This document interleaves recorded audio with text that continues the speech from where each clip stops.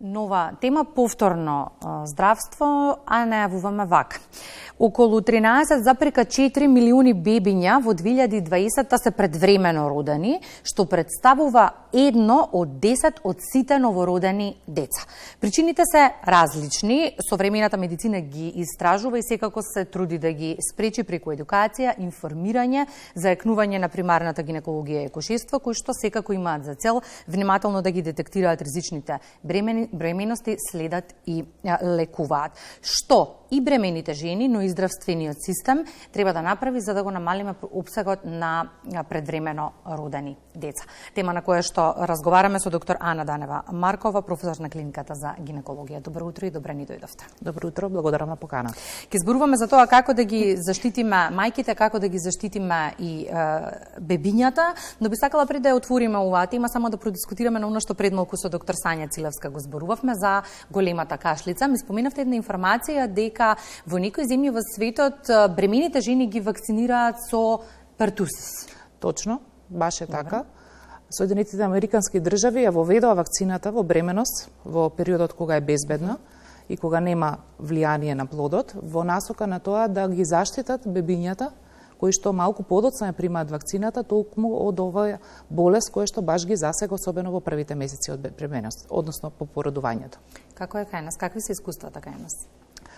Верувам дека има голем број бремени жени кои што сакаат да слушнат оваа информација. Можеш ли да побараат да се вакцинира? На свое барање, да. Добро. Мислам дека може, меѓутоа се уште не е воведена во периодот на бременоста, а прашање има интерес и може да се размислува на темата. Да, апсолутно, бидејќи еве зборуваме повторно на теми за болести кои што сметавме дека некако се искоренети, но добро е да се дискутира гласно за нив бидејќи засегаат граѓани. Кога зборуваме за предвременото породување, ова беше темата на која што неодамна вие со вашите колеги дискутиравте гласно. Така.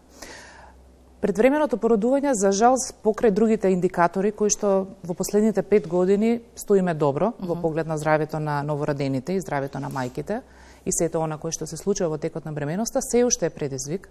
Тоа е предизвик во други европски држави, а причини се бројни и многу јасни.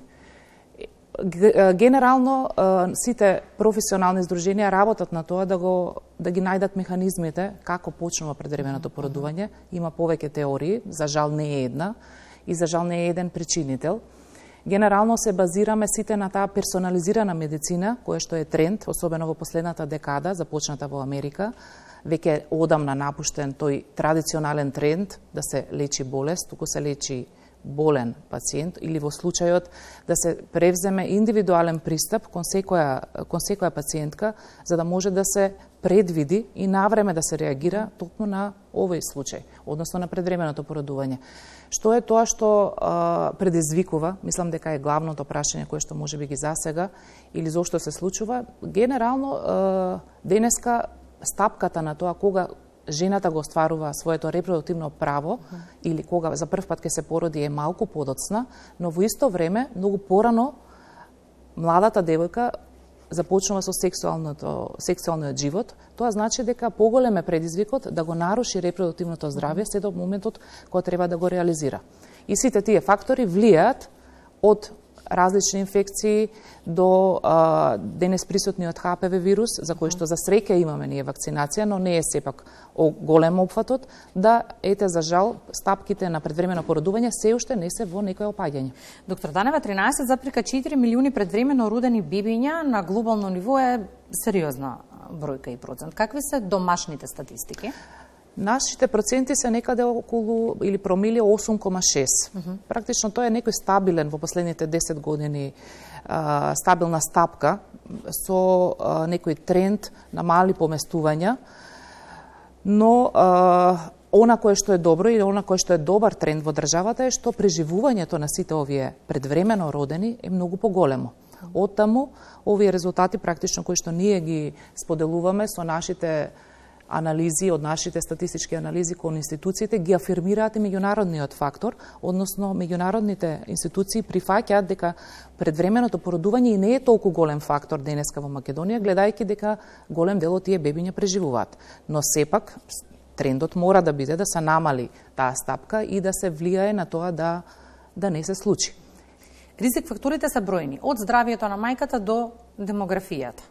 За различни аспекти можеме да зборуваме. Така е, денеска живееме баш така во еден тренд, еден демографски предизвик во кој што за среќа во последните 20 години се зголемува стапката на преживување или на животниот век за некаде 4,6, колку што знам во нашата држава. Меѓутоа, во исто време паѓа наталитетот и тоа е уште еден поголем предизвик да ние преземеме некои специфични мерки и да можеме да влијаеме. Секако дека со низа мерки и со влијание токму на овие болести кои што се причина за предвремено породување, а тоа се најчесто хипертензивните заболувања и инфекциите кои што можат да се случат во бременост, можеме со ред мерки или со ред диагностички процедури сето тоа да го превенираме. Какви? Што е најнеопходно во моментов да се направи? Например, во првиот триместар или во првите 3 месеци од бременоста, најмал е процентот на пациентки кога го посетуваат матичниот гинеколог. Тогаш е периодот кога треба да реагираме или тогаш е периодот кога треба индивидуално кон секоја пациентка да пристапиме и со низа биомаркери, хормонски анализи, ултразвучни прегледи да одредиме дали пациентката има ризик. И ако има ризик, постои соодветна терапија. За некои болести има превенција, за некои постои начин на кој што ќе биде под надзор пациентката и ќе може да се спречи евентуалното предвремено породување. Значи, соодветна терапија, доколку има инфекција, да биде третирана. Од друга страна, доколку постои ризик кај мајката да развие хипертензија или прееклампсија, како е до најтешките заболувања, само еден аспирин во 12-та недела може да ја спречи и тоа со некаде над 70% евентуалната прееклампсија или хипертензија во текот на бременост. Пренаталните тестови може ли да дадат одговори на овие прашања? Токму ваквото пренатално тестирање, меѓутоа со одредени биомаркери, може да утврди во комбинација со индивидуалниот ризик кој што го носи секоја мајка. Но тука зборуваме и за редовната посета на гинеколог. И тука се утвара, тоа е жешка тема, генерално, бидејќи голем дел од нашите жени во различни делови од државата немаат матични гинеколози и немаат можност да ја следат во континуитет бременоста, нели, освен ако не дојдат во поголемите градови.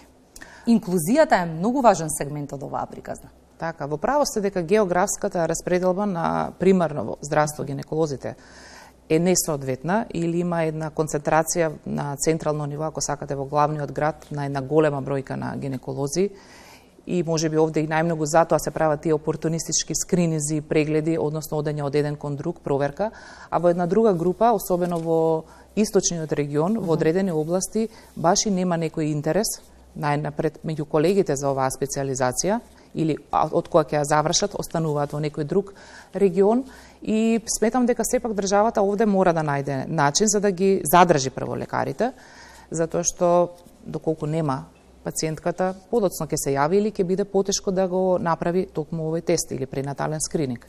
Меѓутоа, како број на гинеколози, ако пред неколку години, се сеќавам 2015 имаше една ситуациона анализа спроведена во државата, ние немавме доволен број, денеска тоа не е случај. Само во моментот на нашата клиника има околу 60 или вкупно 100 лекари кои што специализираат, или вкупната бројка е веќе можеби и над европскиот просек кој што треба да го има по број на живородени или по број на жители, а веќе тие ги знаеме бројки по спроведениот попис. И додека зборуваме за опсежни мерки кои што треба да ги превземе од една страна државата, од друга страна и мајките. Во меѓувреме, како можат сите оние кои што во моментов се бремени, милион прашања во главата имаат, предпоставувам, што треба да направат за да се заштитат и себе си од овој стрес? Многу важно е не само во бременоста, да мислиме на тоа што ќе не чека до крајот на бременоста. За жал, ќе ви споделам една информација, тоа е анализа дека најголем дел од бременостите се непланирани. Тоа значи дека дури и оние кои што се во брачна заедница, понекогаш втората бременост непланирано им се случува. Зошто го спомнувам тоа? Затоа што периодот пред забременување или 3 месеци пред забременување се особено важни.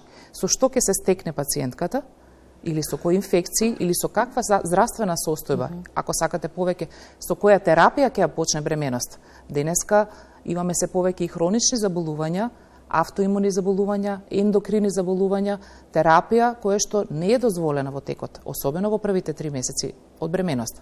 Понатаму да продолжам, веќе кога ќе почне бременоста, не малку важни се и пренаталните тестови, генетски, кои што се особено актуелни во последниот период, но не се најважни.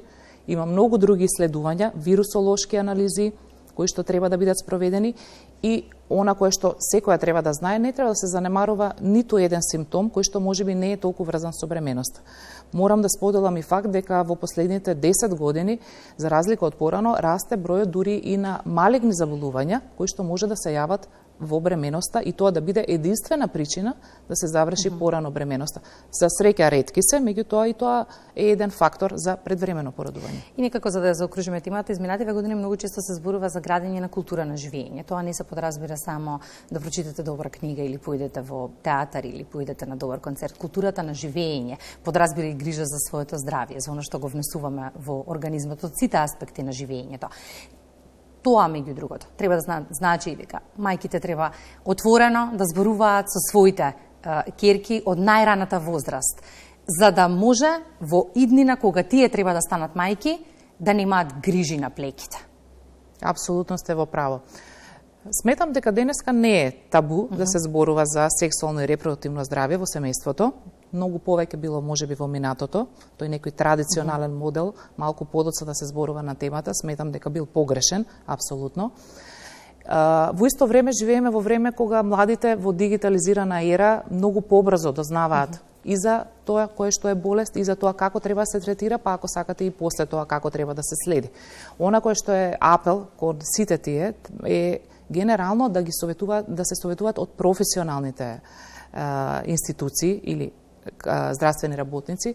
Зошто? Затоа што многу пати користат неправилни извори, па дури и од нашата област, медицина базирана на докази, не влечат соодветни поуки за тоа како и што понатаму треба да прават во одредена состојба. Оваа тема секако останува отворена, ќе ја дискутираме гласно, бидејќи ако допреме барем до еден гледач, сме завршиле работа. Се надевам дека ќе биде од корист и дека грижата пред забременување ќе биде уште поголема од тоа што била денес. Благодарам доктор Дланева за гостувањето во Македонија. Благодарам и вас.